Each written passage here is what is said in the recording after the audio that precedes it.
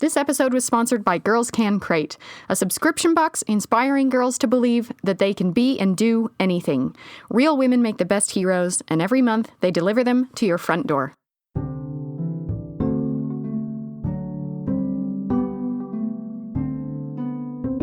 Hi, Olivia. Hi, Katie. Let's say you only had two choices in life. Either you live a life of grueling hard work and suffering, or you have to live a life of extreme social isolation and boredom. Oh, man. Which one would you choose? I don't know. It's interesting to consider. There's no other options? I can't choose something else? Well, lucky for you, we can choose neither in the modern world. But in 18th century Greece, these were the only two paths available to women. And back then, women couldn't choose one or the other. Poor women lived the life of grueling work and suffering. And wealthy women lived in extreme social isolation and loneliness. No women, regardless of their status, rich and poor, had any education whatsoever. Wow. And today I'm going to tell you about one woman who changed all of that forever. Yay! But Greece, as we know it, didn't actually exist yet. At this point in time, everything on and around the Aegean was part of the Ottoman Empire. That's Turkey, right? Yeah, it's now Turkey, but it used to be massive Middle Eastern empire, wealthy, powerful, at one point probably the most powerful empire on earth. And like any massive empire, it crushed its fair share of uprisings here and there. Its capital, Constantinople, now Istanbul. It's actually my favorite city in the world. Wow. I love it. And back then, as today, it spanned 2 continents, and it was stunning and elegant and an icon of the Ottoman state. Picture the Blue Mosque sitting regally across this great square from the Hagia Sophia, the most incredible medieval dome. Markets are bustling. Ships on the Bosphorus sail in and out. They're carrying goods from all over the world. Music is sounding out from the streets and from the minarets.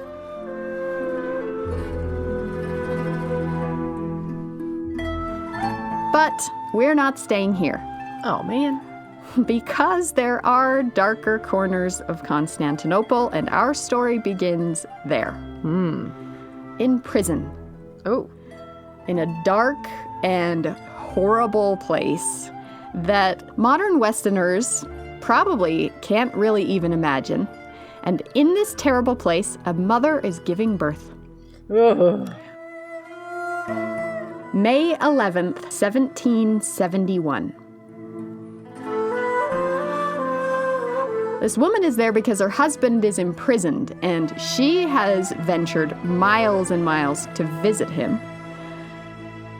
Her husband participated in one of those uprisings I mentioned, and he's paying the ultimate price. The conditions in the prison are so bad, though, that his suffering won't last long. No.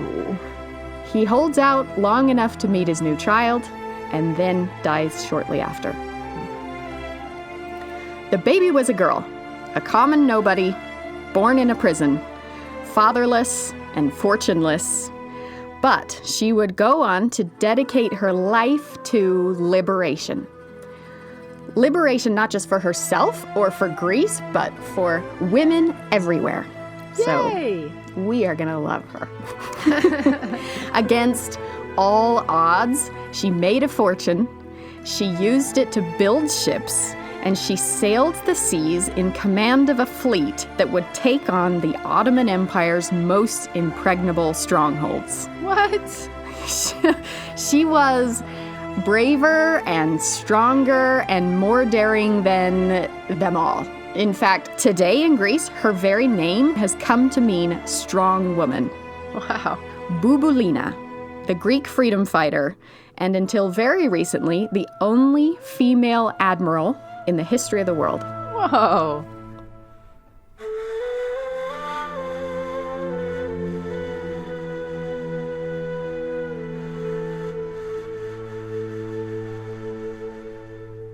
I'm Katie Nelson. And I'm Olivia Mickle. And this is What's Her Name? Fascinating women you've never heard of. So while I was in Greece, we've already established I went there to teach study abroad. Yeah. I met a woman, mostly by coincidence, who was on her way back home to the island of Spetses. My name is Vassiliki Opsimouli. I'm from Ligurio of Argolida in Greece. I'm from Spetses, so I know the story of this brave woman very well. She told me about how Spetses was known as Bouboulina's island. And she just mentioned how the legacy of Bouboulina is still powerful today. And I was like, who? What woman? Who is this woman? And I was literally in my swimming suit, ready to head out to snorkel over a sunken city. But I had to grab my recording equipment and hear this story. Totally took her off guard because I had never heard of Bouboulina, and her story is so incredible and she is legendary in Greece. Exactly. Her story is also in the school books. And here I had this woman from Spetses. Yeah. As I'm from Spetses, I know a little bit more details than the school books, right? Vassiliki Opsimouli worked as a guide at Bouboulina's historic house before she left the island of Spetses. And in fact, the owners of the museum say she was the best ever, and every year they try to get her to come back. So this is my first interview conducted in my swimming suit. Sitting at a table outside my hotel in Epidaurus. Wow. But I just had to get this story. Her name was Laskarina Bouboulina. Laskarina was the first name, and Bouboulina her second name, the surname. And in Greek, Bouboulina means the wife of Bouboulis. Bouboulis was the surname of her second husband. So Bouboulina means the wife of Bouboulis.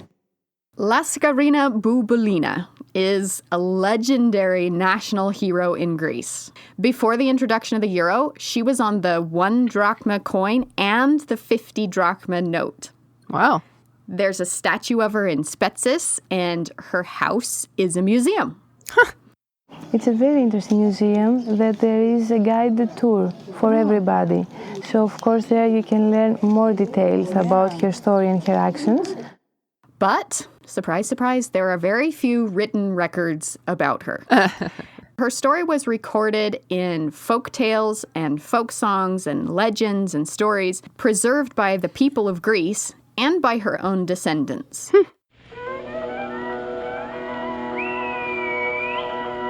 So Bouboulina's great-grandson describes her as, quote, dark in coloring and with a regal stature and untamed character. So I like her already. Yeah.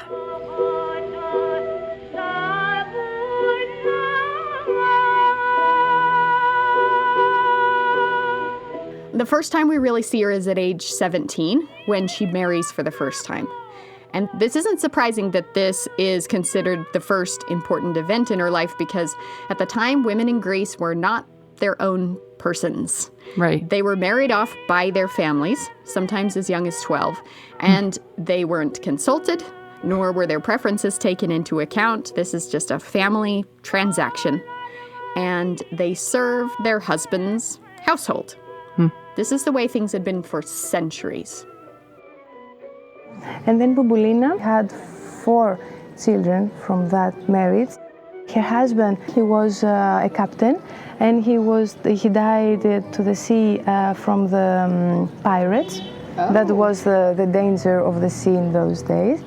He was killed by pirates, leaving her widowed, but with some significant property. She marries another sea captain. A second marriage when she was 30 years old. And then she's doing 3 children with her second husband. Totally, she had 7 children. Until he, too, is killed by pirates at sea. It's a dangerous job, apparently. Apparently, yeah. So she's widowed when she was 37. So it's 1811 by this point. She's twice widowed, 7 kids, and quite a lot of wealth. She was widowed with a great fortune because both her husbands were very rich captains on Spetses. She herself has a great love of the sea. So this time around, she didn't remarry. She took her husband's fortunes, she invested them wisely, and she bought her own fleet of merchant ships. She takes to the seas herself. In those days, the merchant shipping, it was a very wealthy occupation because the Greek, even though they was under the Turks' rule, they had the permission to do merchant. So it was a very wealthy family. But as she gets richer, the Ottoman Empire takes notice. Who is this woman? Who let her off her leash? What does she think she's doing? And they dig into her history and discover that her second husband had once sided with Russia against the Ottoman government. Oh. And so they confiscate all her property. Ugh. But Bouboulina has already cultivated that untamed character. So she traveled to Constantinople, the city of her birth, the city of her father's death, to plead her case. She must have known that her own imprisonment was a very real possibility and that, you know, if that happened, death would inevitably follow. But she went anyway. Bureaucrats and officials were never going to listen to her. Right. So who did she go to? Well, you need a man. You don't need a man. Actually, possibly the most powerful person in the emperor's court was his mother. In the Ottoman Empire, the mother of the emperor was always a powerful, powerful figure. Wow. It was pretty incredible. Like, the emperor, he has this massive harem, but the mother of the emperor is the one who chooses who he's going to sleep with every night. It's an odd world where she basically micromanages his life. And Bouboulina sees her chance. The mother of the emperor, she will understand. She is a powerful woman in a man's world. And she won her over. Wow. The mother reprimanded her son for mistreating this poor, innocent Bouboulina. And Bouboulina returned home, all her property intact. Wow. Legend says that when Bouboulina asked how she could repay the emperor's mother, the mother replied that in the future she should pay it forward, so to speak. Soon Bouboulina would become an icon, the vanguard of the Greek war for independence from the Ottomans. But she never forgot what the emperor's mother did for her, and she did find a chance to repay the debt.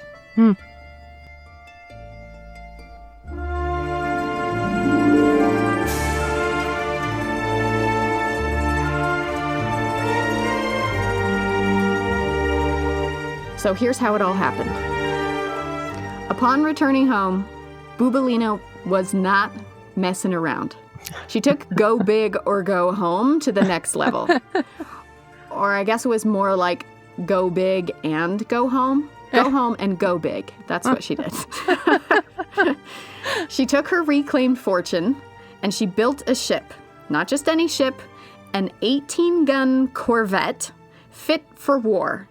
Picture a giant hull, lots of sails, 18 cannons sticking out of the side. Wow. This is a massive warship, and she named it the Agamemnon. I mean, most men name their boats after women. Is that right? Yeah. And she, a she-captain, she names her boat after a dude.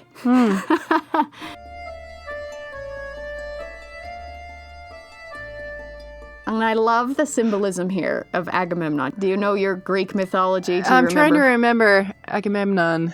He's the great Greek hero who led the invasion of Troy. Oh, right. Who said he launched 1,000 ships to take down their rivals to the east.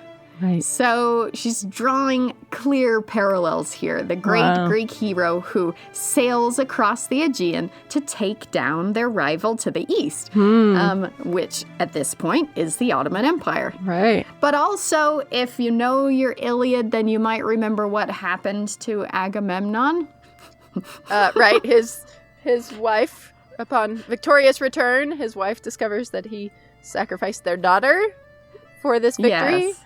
And murders him in the bathtub. Murders him in the bathtub with a double-headed axe.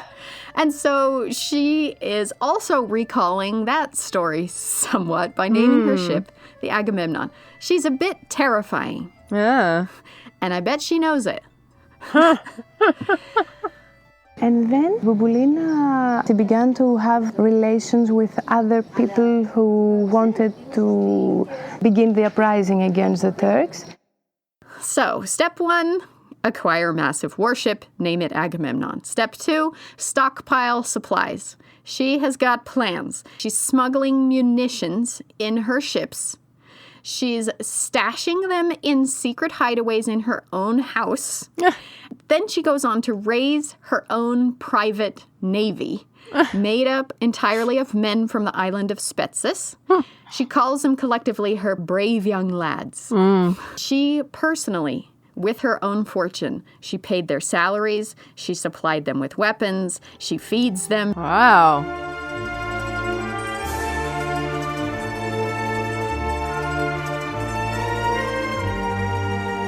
And she gave all her fortune, she gave all her money, all her ships, everything for the war. And then she was ready. The first flag of the Greek Revolution was raised by Laskarina Bouboulina on the mast of the Agamemnon. Bouboulina had her own flag that she had on her fleet with a two-headed eagle. And she had this flag on her ships. It was the uprising flag against the Turks in the colors of blue and red. Blue symbolized the sea, and the red symbolized the blood of the warriors. She raised the flag and she saluted it with cannon fire. And on April 3rd, 1821, she led a fleet of ships, her own personal navy, plus others from Spetses, and together they sailed toward Nafplio, a fortified coastal city that was an Ottoman stronghold. Wow. So Bouboulina was one of the first to the uprising against the Turks.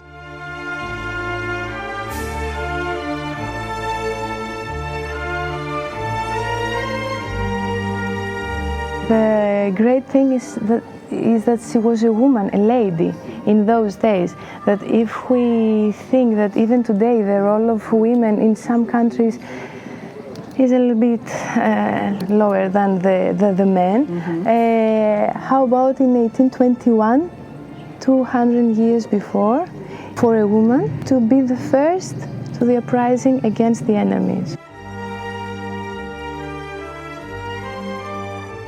Even today is an example for brave and tough women. If a lady has this character, we say, she's like Bouboulina, even today.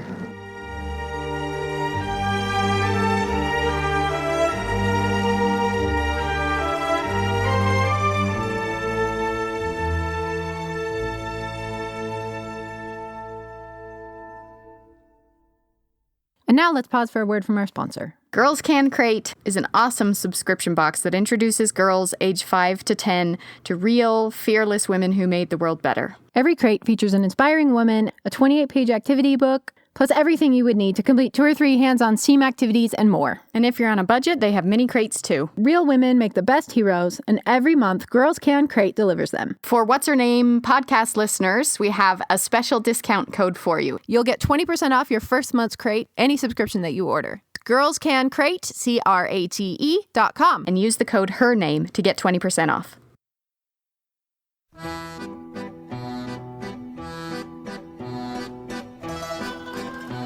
She was very brave. She She didn't fear the Turks. And she was the one who gave courage to her men. And her men are trying to hide and thinking about going back, but she's straight and she's signing to Nafplio, to the castle. She was fighting. And that's why she's a brave woman. There's a painting of this moment.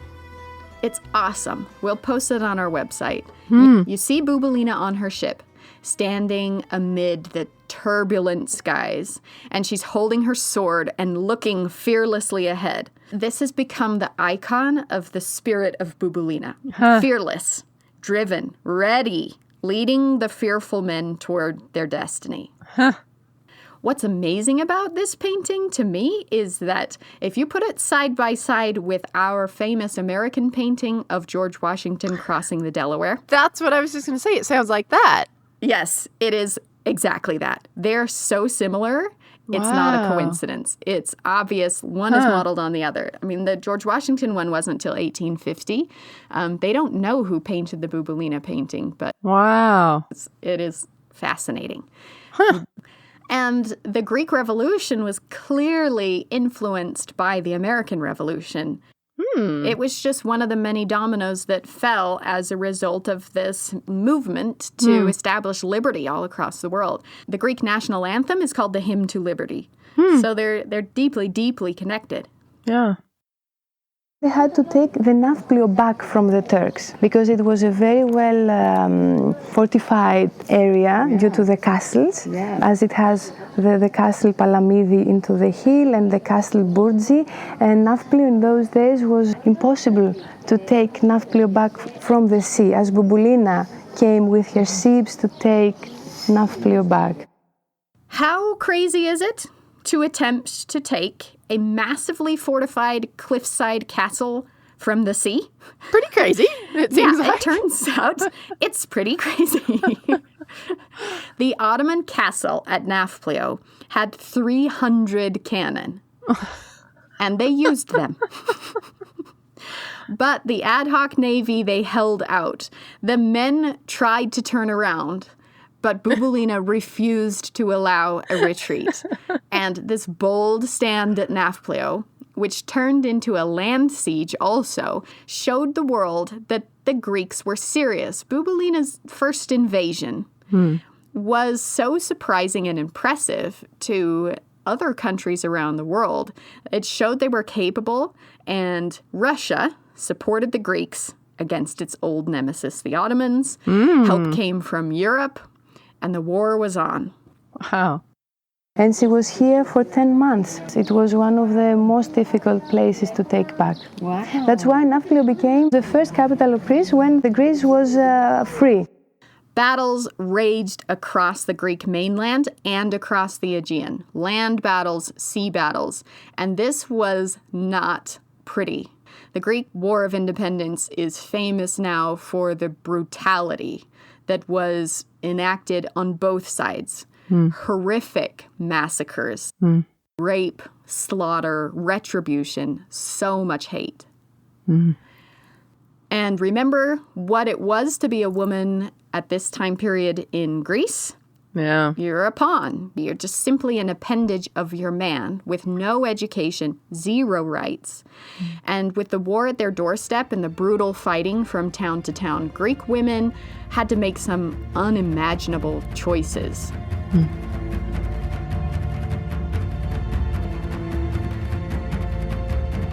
They had heard what would be their fate if their town was taken by the enemy.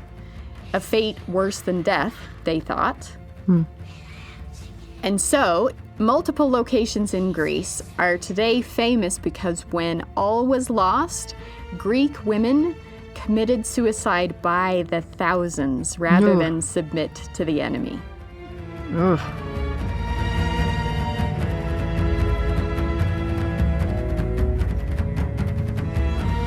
But they also fought alongside armies, mostly by chucking rocks and fighting with sickles and scythes. Some women worked as spies, exploiting the sexism of the day, which I Right. love.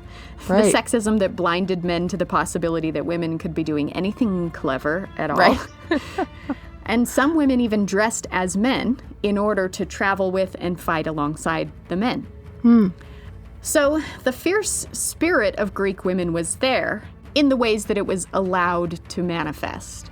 But this is what makes Bouboulina even more remarkable. She is on a whole different plane. She is the commander of a fleet. She is a de facto general in the rebel army. And her opinion was as respected and heeded as all the other male generals. She had a seat at the table, and her voice was as loud and valued as everybody else. Wow.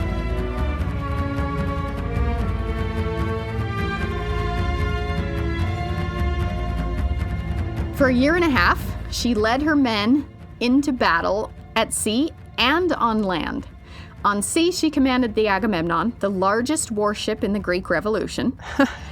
And on land, it's said that she rode on a white stallion at the front of her men. Ah, of course she did. Awesome.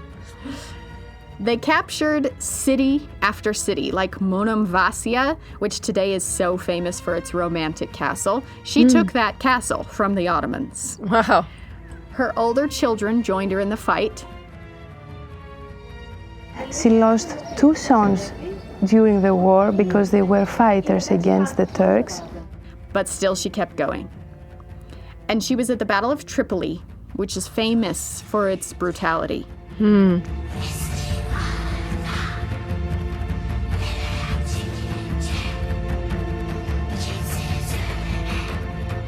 Tripoli was an Ottoman stronghold, and after 3 days of battle, the Greeks took it with a ferocity that had been building and building over time. And when the Greeks unleashed their rage on the city, 25,000 bodies lay dead in the streets. Oh.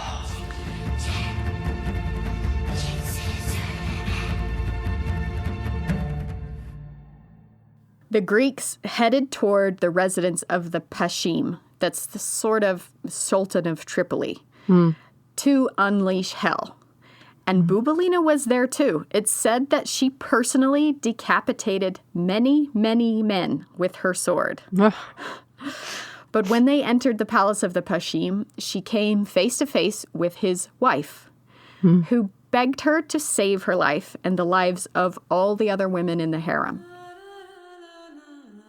She remembered her promise to the emperor's mother years ago, and she turned toward her own Greek troops and wielded her sword in defense of the women of the harem. Wow. She saved every last woman in the palace, helped them escape to safety, and this act is one of the centerpieces of her legend.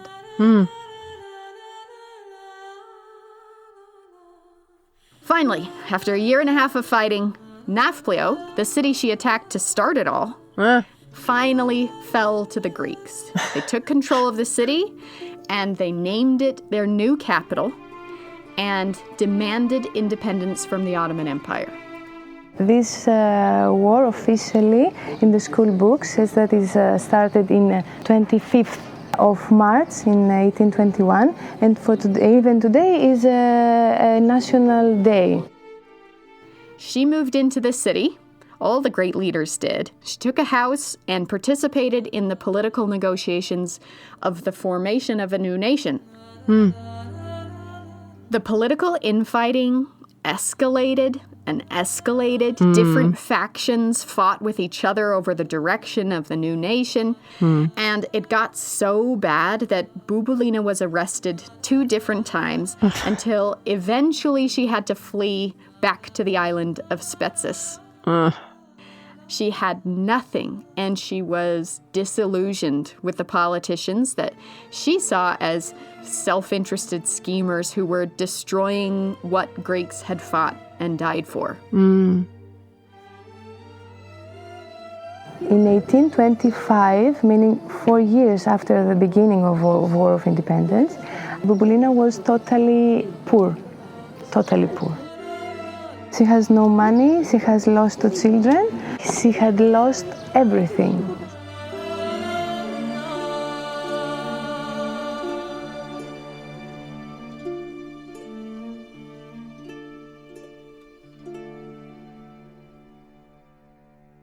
Back in Spetses, one of her sons showed up with his new wife.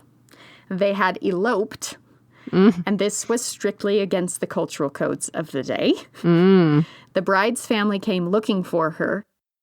They want to take their daughter back. It was afternoon, as it said. Bouboulina goes there to see what's happening. Bouboulina, that she starts speaking very rude, consulting the father and the other family of the daughter, because the family of Kutsis is the name of this family. The Kutsis family did not want Bouboulina's son to marry their daughter because it's a poor family. Even though it's a very glorious family, they don't want it because they do not have money anymore. So Bouboulina starts to insult them, and they have an argument, and some of them, nobody knows who was, takes off his pistol and he shoots Bouboulina. The bullet finds her at the hand, and that was the end of the female captain. Wow. Very inglorious. What? It's such that's the most anticlimactic ending ever. I know. It is such a waste. Wow. When he heard the news of the ignoble end of Bouboulina, the Russian Tsar, Alexander II, was moved to grant her the honor and recognition that she was denied in life because she was a woman. And he named her Rear Admiral of the Russian Navy. Wow. And until very recently, she was the only female admiral in the history of the world. Wow.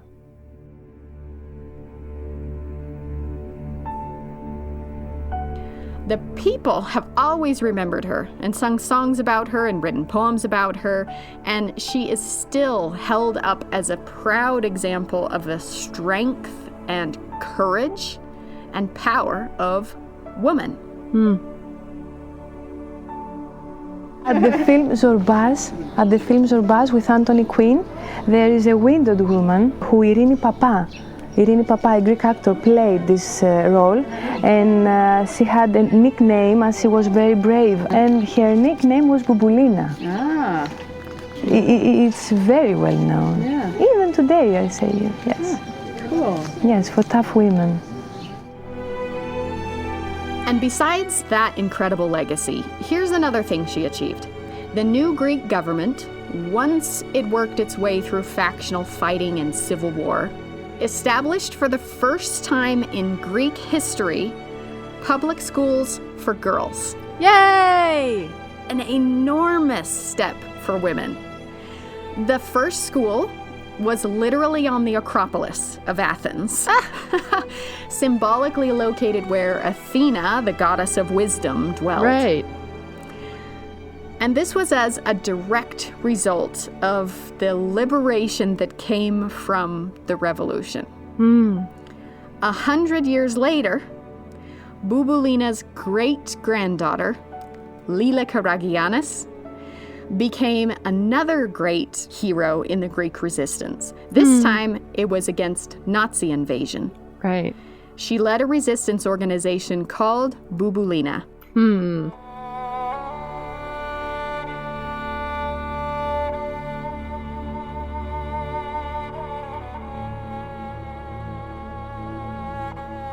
Born in a prison, Laskarina Bouboulina spent her life in pursuit of liberation. To me, it seems like she found liberation first at sea. You know, that freedom of the open waves, the endless horizon that sailors so often talk about. Yeah. But she also dedicated her life to the liberation of Greece from Ottoman rule. And maybe most of all, she showed Greece the power and value of a liberated woman. She didn't shout about the patriarchy. She lived boldly and loudly in defiance of it.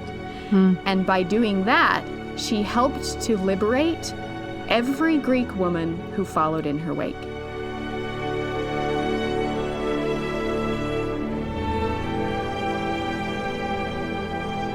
Her story, I think it should be shared, because for those days, these women made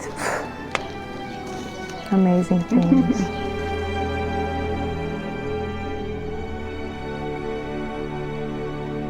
Do you think her story has created a culture among Greek women of being strong and brave? Yes, yes.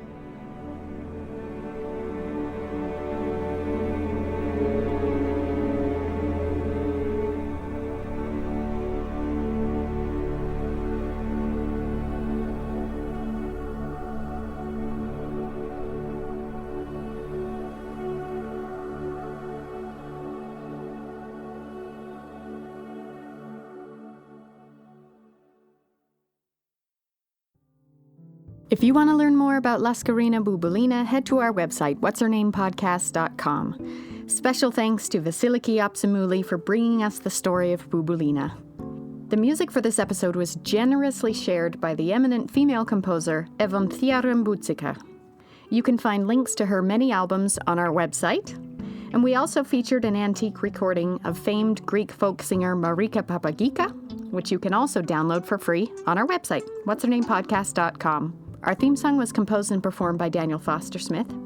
You can follow us on Instagram, Twitter, and Facebook, where we'll post lots of amazing images of Bouboulina and pictures of her historic house, shared with us by the Bouboulina Museum.